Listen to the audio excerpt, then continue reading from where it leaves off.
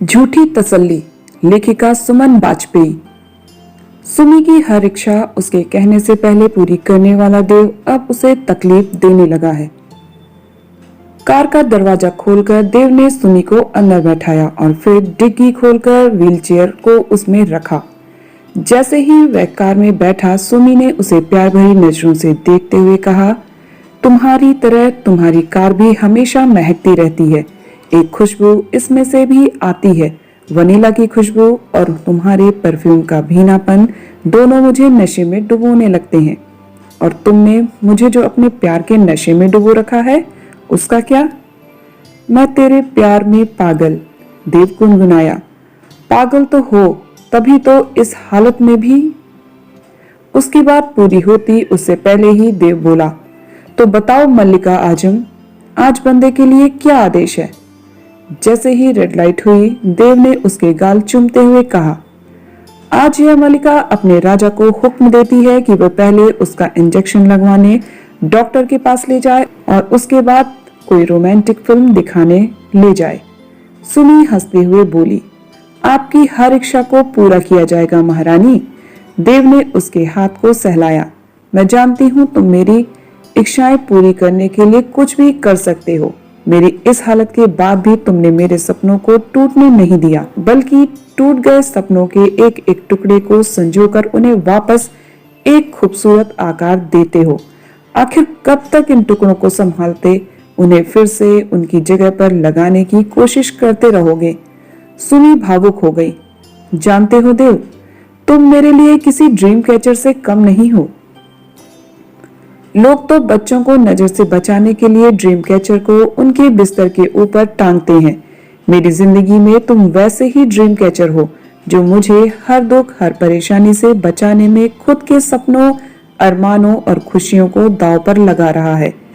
मुझे किसी की नजर न लगे, इसलिए नजर का टीका बन हमेशा साई की तरह मेरे साथ रहते हो। मेरे सपनों को अपने हाथों में संभाल उन्हें पूरा करने की जिम्मेदारी क्यों अपने ऊपर ले ली है देव? ड्रीम कैचर के घेरे की तरह तुम भी मेरे आसपास एक सुरक्षा चक्र बनाए रहते हो। छोड़ क्यों नहीं देते मुझे? आखिर मुझे संभालना तुम्हारी जिम्मेदारी तो नहीं है? तुम बहुत भावुक हो रही हो सुमी। प्यार का मतलब क्या होता है? साथी को संभालना, उसका हर दुख में साथ देना। मैं बस वही कर रहा हूँ।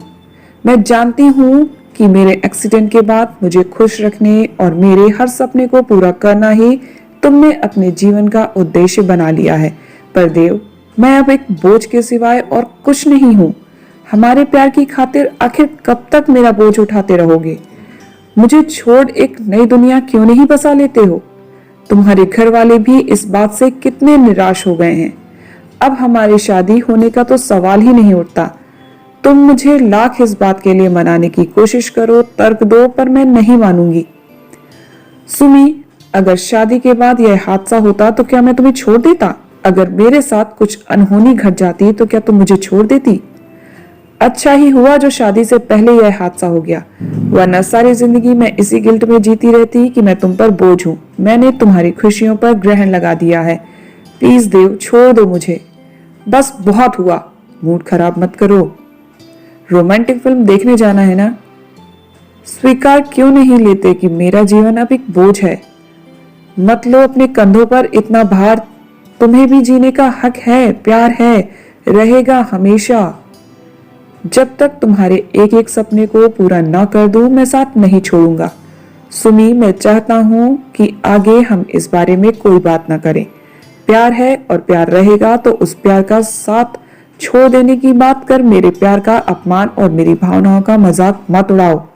जिंदगी चाहे जैसे बीते, पर बीतेगी तुम्हारे साथ ही। अभी समय है, 1:15 बजे हैं और डॉक्टर से 2 बजे मिलना है। कुछ खा लेते हैं किसी रेस्टोरेंट में। रहने दो देव, फिर मुझे व्हीलचेयर पर बैठाओगे। कहीं भी जाऊं लोग मुझे अजीब नजरों से देखते हैं। तुमको जैसे देखते हैं लगता है कि तरस खा रहे हैं तुम पर। मुझे नहीं खाना कुछ। चलो ना, क्लिनिक जाकर थोड़ा इंतजार कर लेंगे।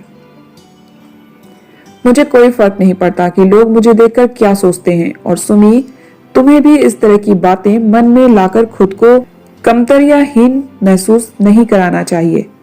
तुम कितनी काबिल पेंटर हो, क्या नहीं जानती?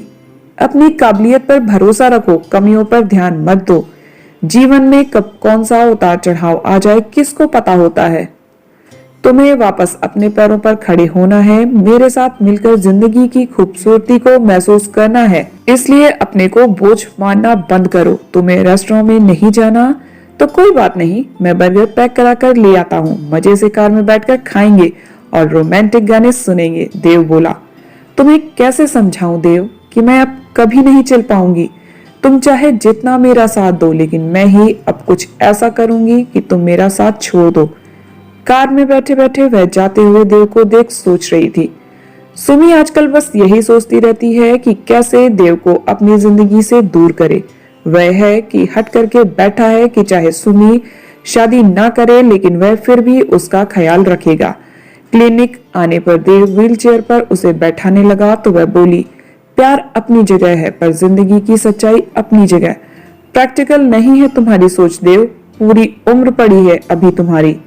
आखिर कब तक यूं ही मुझे व्हीलचेयर पर बैठाकर उसे धकेलते रहोगे।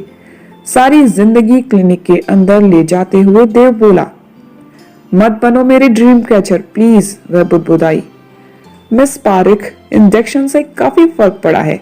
आप अपनी टांगों को थोड़ी थोड़ी देर बाद हिलाने की कोशिश करिए, उनमें जुम्बिश होने लगेगी। धीरे धीरे रेगुलर मसाज और खुश रहना सबसे बड़ी थेरेपी है। आप जल्दी ठीक हो जाएंगी, डॉक्टर ने इंजेक्शन लगाते हुए कहा। झूठी तसल्ली मत दीजिए डॉक्टर, आप भी जानते हैं कि इन बेजान टांगों में अब हरकत नहीं होगी। सुमी ने कपकपाते स्वर में कहा, यू नेवर नो, मिरेकल्स हो जाते हैं। डॉक्टर ने उसके कंधे थपथपाए, और मैं मिरेकल करके रहूंगा। देव की आवाज में एक अजीब सी दृढ़ता थी। तो दोस्तों, ये थी आज की कहानी। कहानी आपको कैसी लगी कमेंट करके जरूर बताइएगा। कहानी अच्छी लगी है तो वीडियो को लाइक और चैनल को सब्सक्राइब जरूर कीजिएगा। मिलते हैं नेक्स्ट वीडियो में एक और नई कहानी के साथ। तब तक आप सब हंसते रहिए, मुस्कुराते रहिए, खुश रहिए। Bye bye, take care.